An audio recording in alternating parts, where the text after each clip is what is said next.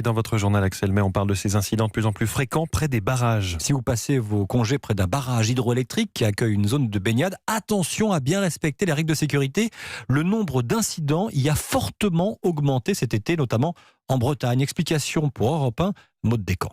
Sur le barrage d'Aiguzon dans l'Indre, plusieurs vacanciers ont dû être rappelés à l'ordre juste avant des lâchers d'eau. Sur le barrage de la Rance, en Ille-et-Vilaine, pas moins de 7 incidents ont été enregistrés depuis le début de l'été. Kayak, petits voiliers ou simples nageurs qui se sont introduits dans les zones interdites à la baignade et à la navigation, à l'instar de cette pratiquante de paddle obligée de sauter de sa planche et de s'accrocher à une corde pour ne pas dériver vers le barrage. Chaque année, EDF est obligé de jouer aux gendarmes avec certains vacanciers et de faire beaucoup de pédagogie, comme l'explique Frédéric Buard, chargé de la maîtrise des risques. On peut trouver des vacanciers sur les îlots qui sont sur la rivière.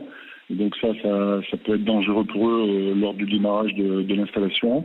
Le courant peut augmenter très rapidement et donc ils peuvent être emportés par une vague, par le courant et être plus mis en difficulté que s'ils étaient bien plus loin de la zone. Cet été, 160 hydroguides, souvent des étudiants recrutés pour la saison, ont été déployés par EDF sur les barrages qui accueillent notamment des bases de loisirs nautiques pour informer les vacanciers. Maud Descamps.